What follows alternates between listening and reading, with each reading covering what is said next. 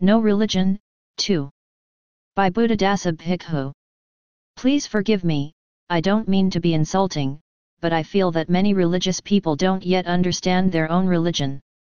For instance, in the Christian Bible, St. Paul advises us to let those who have wives live as though they had none, and those who mourn as though they were not mourning, and those who rejoice as though they were not rejoicing, and those that buy as though they had no goods, and those who deal with the world as though they had no dealings with it. Cor 7:29-31. This passage is found in the New Testament of the Christian Bible, anyone can look it up. It should be understood in the same way as our basic Buddhist theme of non-attachment. That is, if you have a wife, don't attach to having her; if you have a husband, don't cling to having him. If you have painful or sorrowful experiences, don't cling to them as I or mine, and it will be as if they never happened. That is, don't be sad about them. Don't attach to joy, goods, and worldly dealings, either. Unfortunately, the fact is that most people, whatever their religion, are dominated by these things. They let themselves suffer intolerably over such matters until finally they go insane or commit suicide.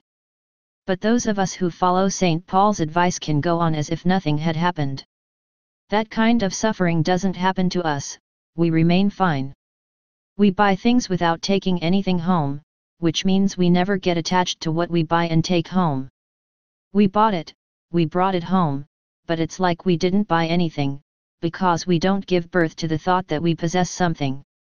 This is how to buy and live as though having no goods, but if you discuss this passage with some Christians, you will find that they don't understand it at all.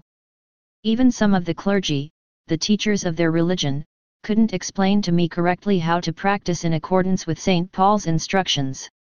Their explanations were vague and obscure. They beat around the bush and didn't give any practical interpretation of the passage. In fact, this passage has the same meaning as do work of all kinds with a mind that is void, and to the voidness surrender all of the fruits, which, of course, many Buddhism don't understand either. The third line of the verse is eat the food of voidness as the holy ones do. Here, some people might ask, then, what do we eat? If everything is void or given away to the voidness, what will there be to eat? The answer is to eat food that belongs to voidness, the same way that the noble ones do. We work with a void mind and turn all the rewards over to voidness. Voidness then stockpiles it all and preserves it safely. When it's time to eat, we can eat from the stock of voidness too. If you earn $1 million from your work and store it in a safe or the bank, offer it to voidness and don't think it's mine, it belongs to me. When you spend the money, do so with the same void mind. Simply use the money to buy some food to eat, or whatever we need to consume. This is what is meant by eat the food of voidness as the holy ones do. In this line, holy ones means those who understand deeply and have no attachments. We ourselves ought to eat in the same way that these liberated ones eat. The Buddha ate food and all the enlightened disciples ate foods. So, we aren't saying that a Buddha doesn't have to eat food anymore, but from whomever he gets his food, it's always the food of voidness. For it's received and eaten without any feelings of possession or attachment. And yet, a Buddha always has more than enough to eat. This is the meaning of eat the food of voidness as the holy ones do. We can do the same. When we give all the rewards of our work to voidness, they don't disappear. Nothing is lost. Physically, in worldly terms, everything is still there.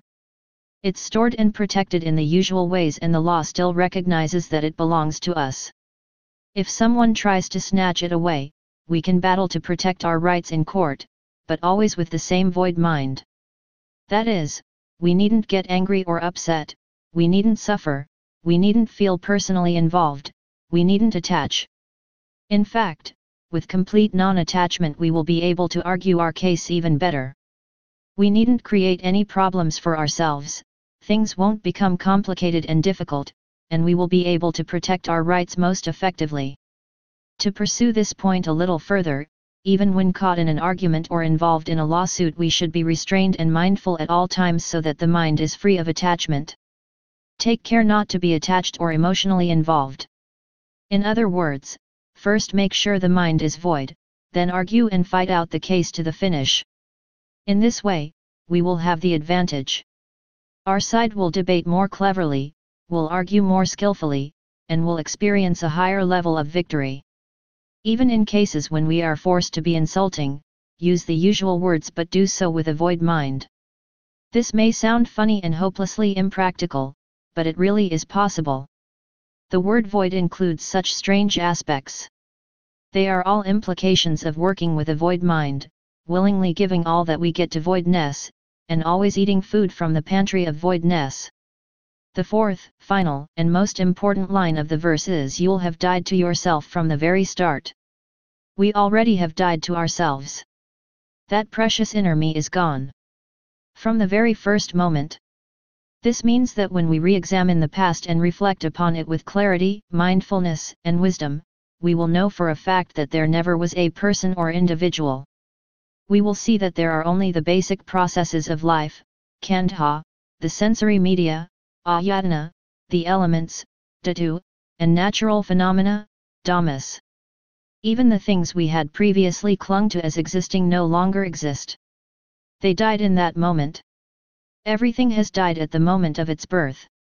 There never was an I and there never was a mine. In the past, we were stupid enough to lug I and mine around all the time. Now, however, we know the truth that even in retrospect they never were what we took them to be. They're not me, they're not mine, the meing and mying died from the very start right up to this moment. They're finished, even in the future. Don't ever again fall for any I and mine in your experiences. Simply stop thinking in terms of I and mine. So you see, we needn't interpret this verse to mean that we must physically kill ourselves. One has to be trapped in one's ego to understand it in such a way. Such an interpretation is too physical, too superficial, and too childish. This I, this ego, is just a mental concept, a product of thought. There's nothing substantial or permanent upon which it's based. There's only an ever-changing process flowing according to causes and conditions, but ignorance misconstrues this process to be a permanent entity, a self, and an ego. So don't let attached thoughts and feelings based on I and mine arise. All pains and problems will end right there and then, so that the body becomes insignificant, no longer a cause of worry.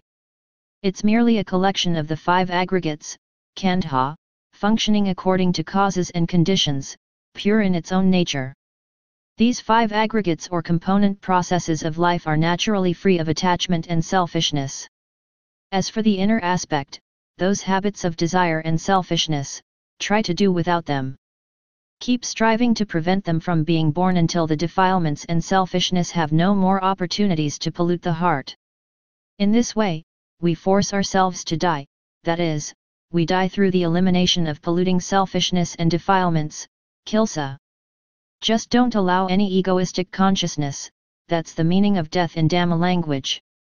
Without anything masquerading as I and mine, where can suffering take place? Suffering can only happen to an I and its mine. So you see, possessing I and mine is the heart of suffering. Should there be some happiness, as soon as clinging comes in the happiness becomes painful, yet one more way to suffer. Ignorant people are always attaching to something, they don't know how to live without clinging to I and mine. As a result, even beneficial things are converted into causes of suffering. Happiness is turned into pain. Goodness is turned into pain, praise, fame, honor and the like are all turned into forms of suffering.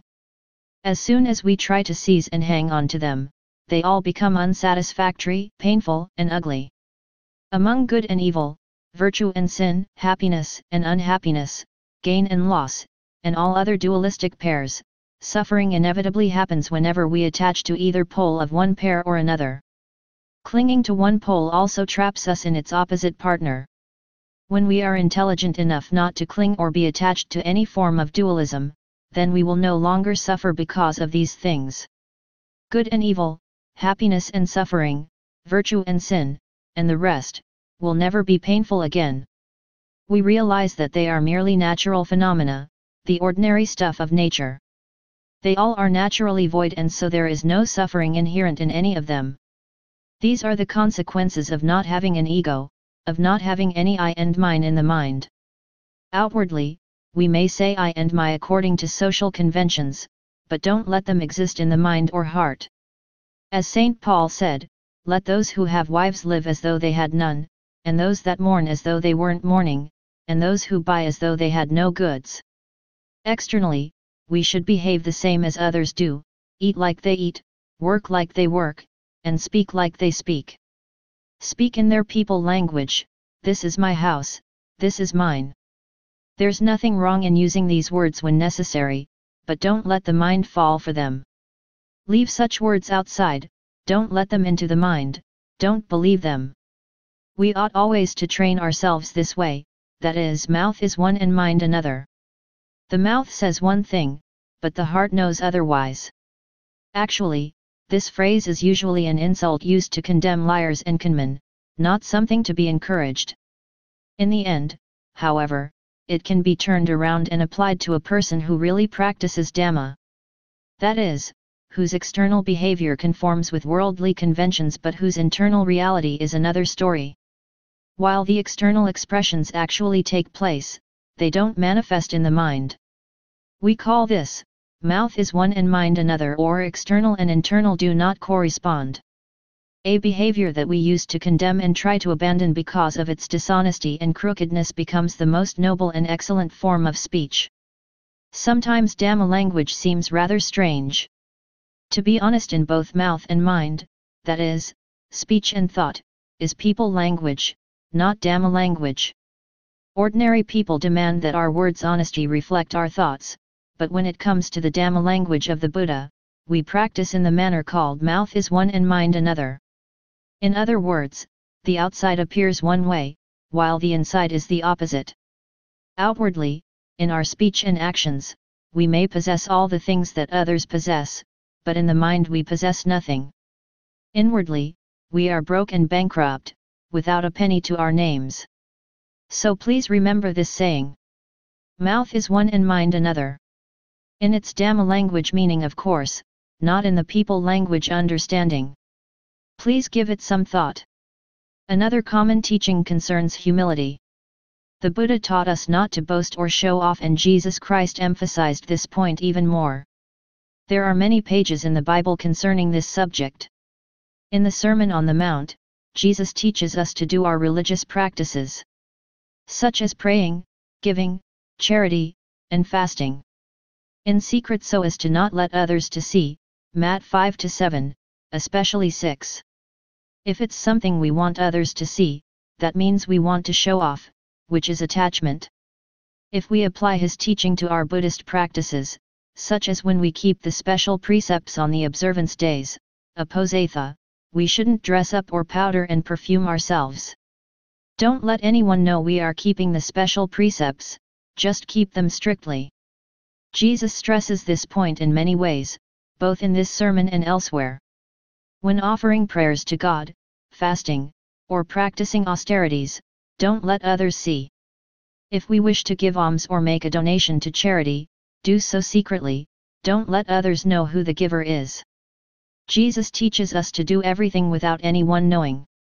In other words, his aim is to teach non-attachment. This kind of practice destroys selfishness and overcomes sin. Buddhists should be able to understand this principle of giving without letting anyone know. Giving in this way will destroy the giver's self-centeredness much more than public giving.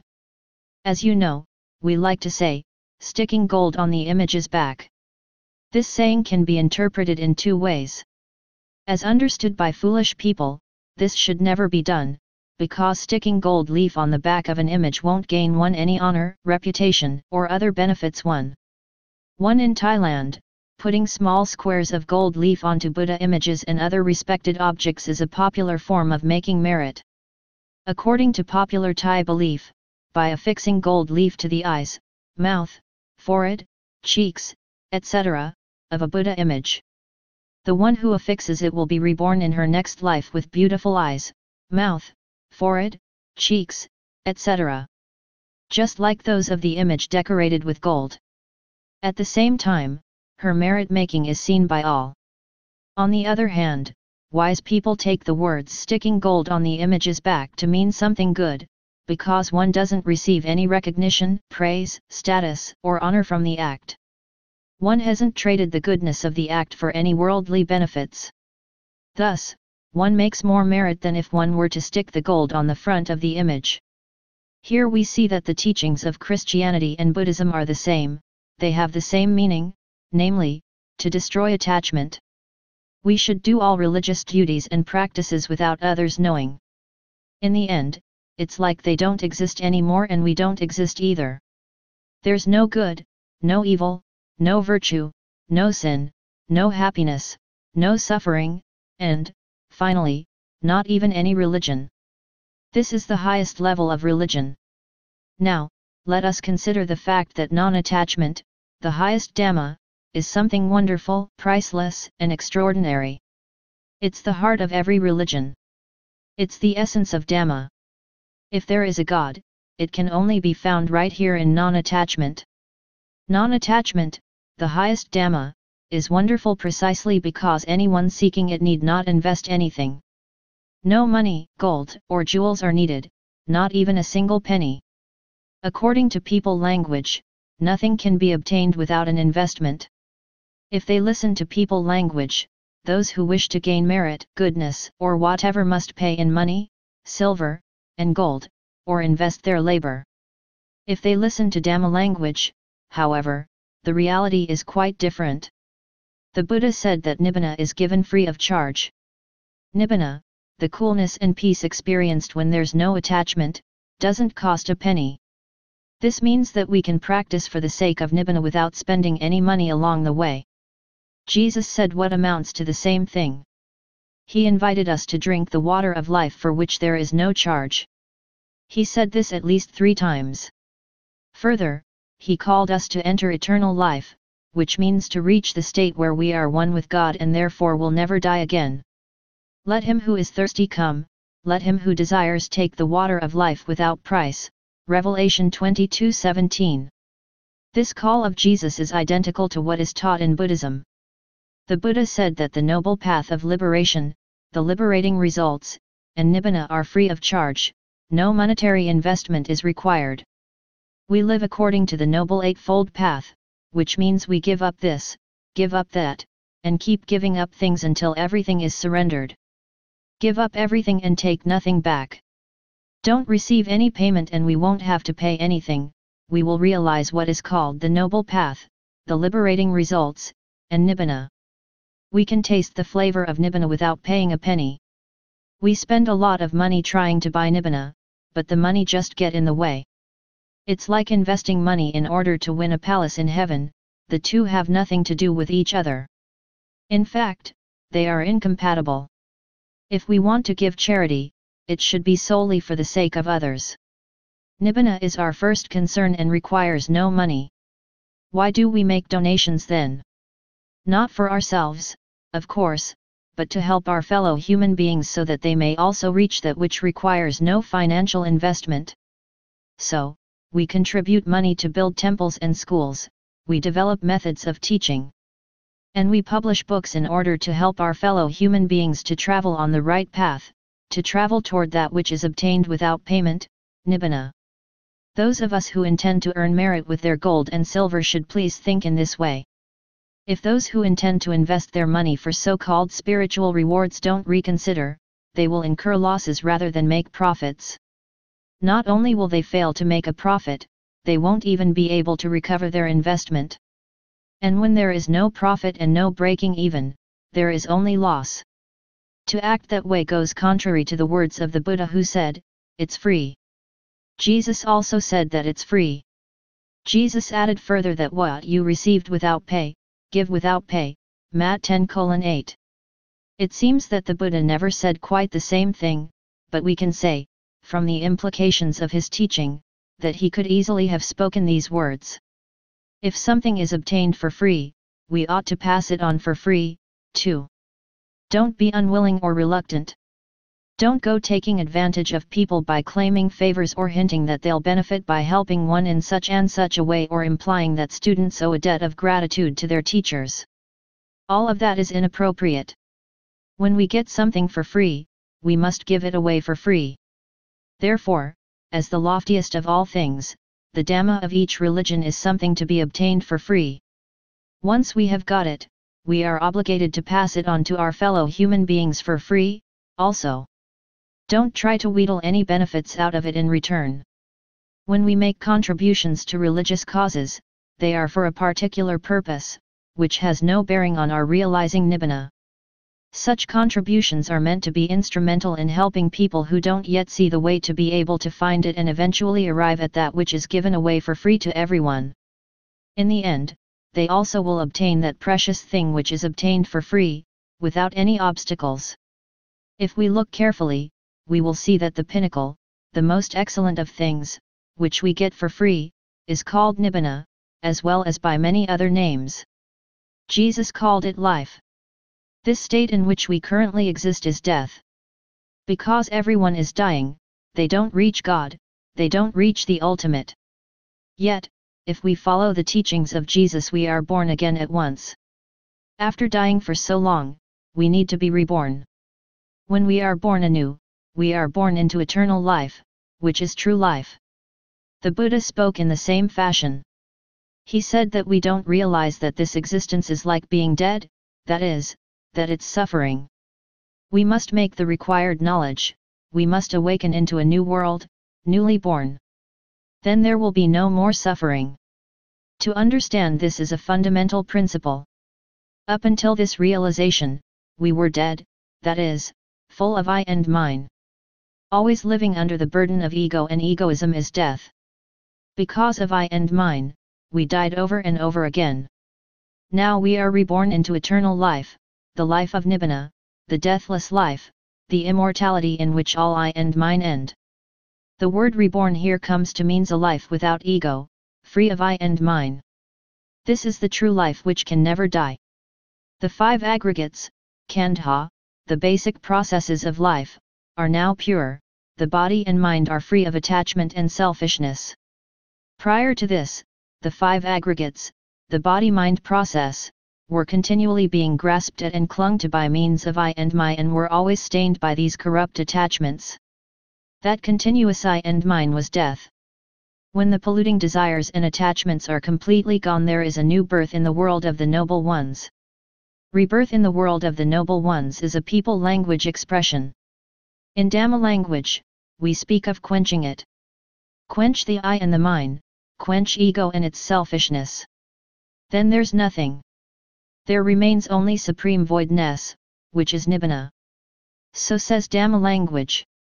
If we speak in people language, as Jesus Christ often did, we say that one is reborn in the world of the noble ones and that one lives eternally in the kingdom of God. That's people language. When we translate it into Dhamma language, we use the opposite words and speak of quenching.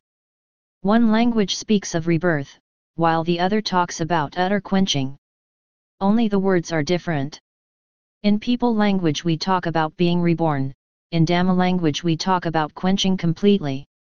Therefore, let us live a life of total quenching, a life that douses the flames of desire, a life of coolness.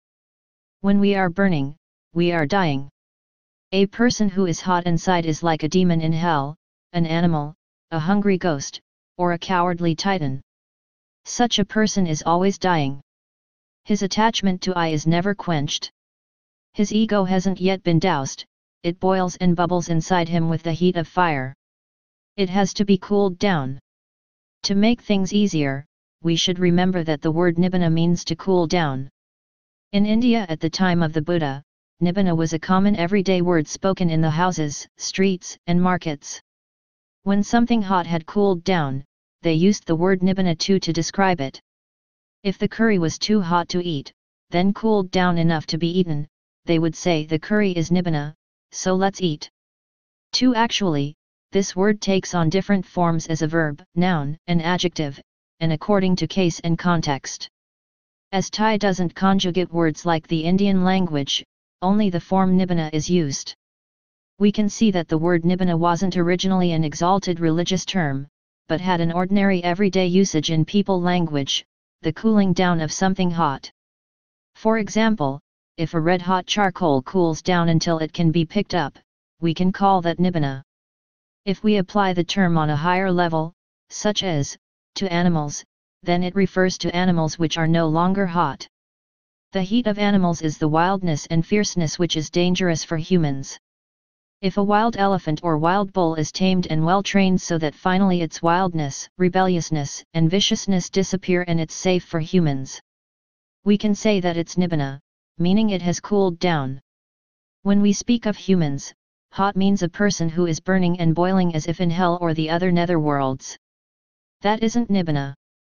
After we discover the way to apply Dhamma to cool ourselves off, we begin to nibbana, continue to nibbana, nibbana steadily, nibbana until everything is thoroughly cool.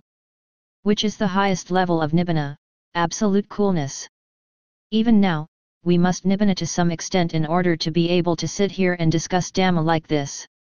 Otherwise, if the flames were flaring up within us now, we wouldn't be able to remain sitting here. Therefore, we should understand that nibbana is related to us at all times, with every inhalation and exhalation. If this weren't so, if we had no connection to nibbana whatsoever, we would all go out of our minds and die before we knew it. Fortunately, we have some relationship with nibbana nearly all the time. It may disappear temporarily when lust, hatred, or delusion arise, when the mind is taken over by defilements and selfishness. But when lust, hatred, and delusion aren't present in our minds, we experience a small degree of nibbana, a brief taste or free sample of nibbana.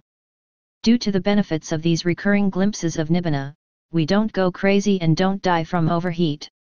We survive by virtue of nibbana's beneficial effects. Therefore, we should thank nibbana and acknowledge our gratitude to it by acting so as to have more and more nibbana for longer and longer periods of time. Keep calming and cooling things, that is, destroy I and mine. Don't let ego prick up its ears and point its tail. With self-discipline and good manners, keep the ego small and out of trouble.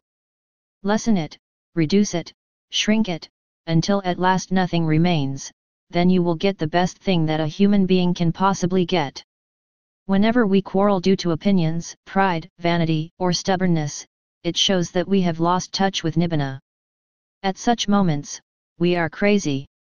If we argue, quarrel, or interfere with others at any time, no matter whether over an ordinary affair or a religious one, we are insane. In such moments, we aren't really human anymore, because we've lowered ourselves to the level of arguing and fighting. And so, as was said before, if people remain foolish, they will think that there are many different religions which are incompatible and opposed to each other, which are enemies that must compete, fight, and destroy each other. These are the most stupid and ignorant of people. They cause and experience a great deal of trouble. When religions are regarded as in opposition and conflict, people become enemies as a result. Everyone thinks we are right, they are wrong, we are right, and so forth, and then there is quarreling and fighting. Such people are incredibly foolish. What they are quarreling about is only the outer shell. Everyone should recognize that these are only external forms, they aren't the inner essence. When people of intelligence and wisdom get together concerning the essentials of religion, they recognize that religions are all the same. Though outwardly they may seem different, intelligent people know that the inner spirit must be the same in all cases. The inner essence is the same no matter how different the external forms are, just like we saw with the analogy of water. The essential pure nature of water is always the same, no matter how putrid or filthy it appears from the outside. It isn't the water that is dirty, but the other elements that are mixed in with the water that are dirty. We shouldn't take those other elements. When we take those elements, it means we drink dirty water, it means we swallow the filth, urine, excrement, or whatever, and don't drink pure water.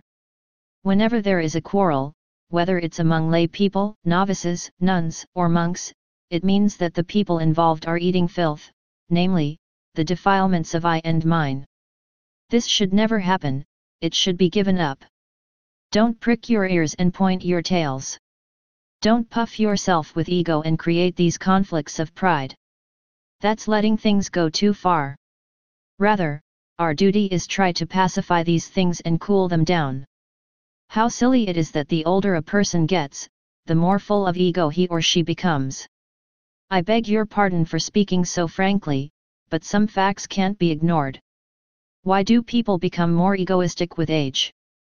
Because the older they get, the more accustomed they are to attachment. I and mine accumulate and pile up inside us as we age. Further, people have sons and daughters, so they puff themselves up with ego and determine to lord it over their children. My son. How could he do that without my permission? When they have grandchildren, they become even more puffed up and superior. Thus, elderly people are more obsessed with I and mine than children are. If we look back at childhood, we will find that children have very little ego. Immediately after birth, it's very hard to find much ego in them, while the child in the womb has hardly any traces of I or mine at all. However, as we grow into adulthood and become fathers and mothers, and later grandfathers and grandmothers, I and mine develop in a multitude of forms and personalities. These become deeply rooted in our minds and stick there with such tenacity that they are very difficult to remove. Therefore, old folks should be very careful and alert. They should try to return to being like children again. To be like children is a kind of Dhamma practice which leads to non-attachment and voidness. Otherwise, the older they get, the further away from the Buddha and from Nibbana they will end up. In truth, as we grow older we should grow closer to the Buddha. In other words, the more we age the younger we should be. The older we get, the more youthful we should become. As we get older we should become more light-hearted, cheerful, bright, and fresh. We shouldn't end up dry and lifeless, so that we gradually wither away. Everybody should become increasingly fresh, bright, and light-hearted as they grow older. As we age, we should get closer to the Buddha, the Dhamma, and the Sangha, which means we understand Dhamma more and more. The more successful we are in making the inner flames recede, the cooler we become. As we get cooler, we feel increasingly more refreshed and hearty, we took brighter and more lively. When we have cooled down absolutely, we will absolutely sparkle with brightness and cheer. Therefore, the more ancient we get, the more youthful we should become, and the more cheerful and fresh we should look and feel. The lively physical activity and fresh complexions of young people is one kind of youth, while the youthfulness of Dhamma language, of the mind, heart, and spirit, refers to a spiritual brightness, vigor, and serenity that comes with having more Dhamma. This is the youthfulness of heat subsiding so that coolness can enter and envelop us. Consequently, we feel increasingly refreshed, vibrant, and cheerful. So let all elderly people become fresh and full of life. May we all become more youthful until our age disappears. Just let youthfulness grow inside us and that problem of bickering and quarreling will no longer exist. Worse than that quarreling is the habit of extolling oneself while putting down others. Vicious backbiting and name-calling has no place among Buddhists, and anyone who does such things has ceased to be a Buddhist, except, perhaps, in name. Being a Buddhist in name alone doesn't mean anything and can't be depended upon. Just declaring oneself to be Buddhist because it's written on one's birth certificate or because one signed up at certain temples doesn't accomplish much good because they aren't sincere. We must be genuine Buddhists in the true sense of the word, which means to weaken and reduce I and mine in order to be cool and thereby be closer to Nibbana. So we needn't discuss atrocities like disparaging and oppressing others, or extolling oneself while putting down others. These things should never happen. What to do about those who still engage in such behavior? I don't know what class to put them in, first grade? Kindergarten? Nursery school? These are still too high. There should be some lower class or grade for people who behave in such gross ways. In Buddhism, genuine lay followers never do such things. Even those who are at the kindergarten level and have not yet reached into the first grade of primary school know better than to do such things. They know that such behavior is hot and has nothing to do with Dhamma or Buddhism. Progressing through the upper grades, through the junior and senior classes, there is less egoism until, finally, there is no more I and mine. On the highest level, there's no self, everything is void of self. There's no I, no you, no we, no they, which means there's no Buddhism, no Christianity, no Islam, and no religion. How can different religions exist when there's no we, no they, no anybody, when there is nothing but Dhamma? There is only pure nature itself, Suddhidhamapavatanti, nature is all that exists, with either active aspects or still aspects. Depending on whether something is conditioned and transient or unconditioned and absolute. Those who are in the upper grades already understand this. Those who are in kindergarten and primary school should also know about this so that they can prepare themselves to reach its level. So don't get caught up in envy and jealousy, in insults and praises, in harassing and interfering with others, in arguing and fighting, in extolling oneself while putting down others. Such behavior is worthless. It's for those who don't know how to learn on even the lowest level. It's too low to have a place in the network of Buddhists. All of us begin at a point where we're full of clinging, then steadily reduce the clinging until we don't cling to anything anymore, until we reach the point where everything is voidness, void of I and void of mine. Understand that in essence everything has been void from the start. Whether physical or mental, look deeply into its essential nature and it will turn out to be void. There is no clinging there anymore. Whatever clinging there was has just now happened. Originally, there was no attachment, just as all water originally is pure and clean. It's pure as it forms in the clouds, but picks up fine particles of dust as it falls through the sky. Once it falls on roofs and collects in water jars, it becomes further contaminated. Even more contaminated is the water in wells, streams, ponds, and swamps. Worse is the putrid water found in ditches, sewers, and toilets. As we examine the external changes, we should recognize that the dirty elements aren't the water and aren't essential. So look deeply into this very body and mind when they're in their natural state, when they aren't polluted by any defiled objects. The pure, natural, uncontaminated body-mind is the object of knowledge and study. Examine the I, the ego, knowing this, knowing that, this is good, that is good, see that they're just dirty stuff. They mix with the mind, contaminate it, and muck it up. Naturally, in themselves, our bodies and minds aren't dirty, but owing to stupidity and carelessness the newly spawned defilements invade. It's these impure guests which enter the mind and contaminate it. Why then do we take these late-coming impurities to be I, me, or my own true self? They're just new arrivals, there's nothing genuine about them. They're just dirt. Isn't it silly to take dirt as one's self? One ends up with a dirty self, a dirty ego, no doubt about it. The mind which is knowledgeable and wise, which is awakened, Buddha, doesn't take anything to be self. It doesn't take dirty things as its self. It doesn't take defilements to be self. If it must have a self, the voidness which is free of defilements must be the self. The voidness of defilements doesn't attach or cling to anything. Even though the mouth says I am or I have, the mind inside doesn't feel any attachment. Mouth is one and mind another at all times. I hope that you will all practice in this way. All I have said today is merely a chat among friends. If this were a public lecture or formal sermon, we couldn't say these things in this way. It might create a big disturbance. However, this has been just an informal talk within our small circle of friends, among those who should be able to understand. I only mentioned these things because I thought the people here are capable of understanding. Indeed, I hope that everyone has listened carefully, has been able to follow, and will think over the issues seriously. Those who see the truth of and agree with these principles should try to live accordingly. Before long we will progress to a higher level on the path to voidness and freedom from suffering. Then, we can do work of all kinds with a void mind and we can give all of the fruits to voidness. We will be able to eat the food of voidness. And so, we will be able to die completely from the very beginning. That's the end. That's the end of being a Buddhist, it's the end of all religions. In people language they say, don't waste the opportunity of having been born human and of having encountered Buddha Dhamma. If we speak in Dhamma language, however, we would have to say, it's the end of everything. There is nothing left to be a problem ever again.